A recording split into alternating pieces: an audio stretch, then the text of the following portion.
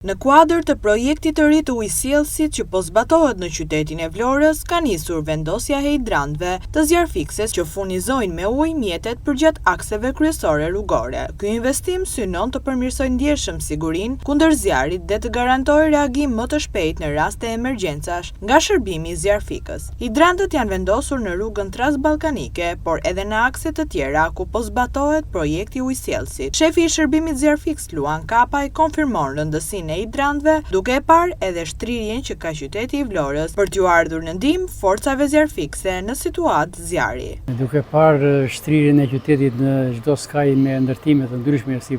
objekte shumë të larta, pallate apo edhe objekte të ndryshme,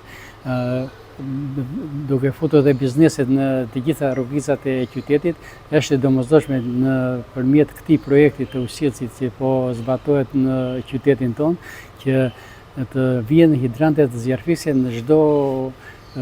pozicion apo në çdo distancë që e parashikon projekti i këtij ujësjellësi, sepse hidrantet zjarfikse janë të domosdoshme në mënyrë që mjetet zjarfikse në momentin që vjen për të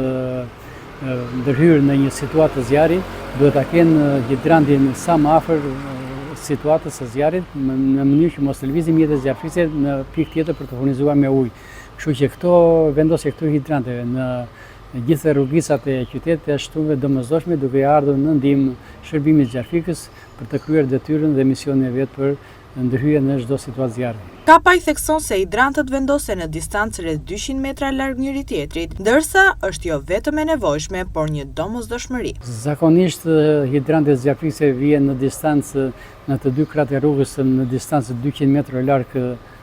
hidranti nga hidranti, në mënyrë që të ketë mundësi mjetet zjarfikse në çdo pozicion që ndodhet të furnizohet me ujë për shorjen e zjarrit. Shtimi i këtyre pikave të furnizimit me ujë të mjetet zjarfikse jo është i rëndësishëm, por është shumë i domosdoshëm në mënyrë që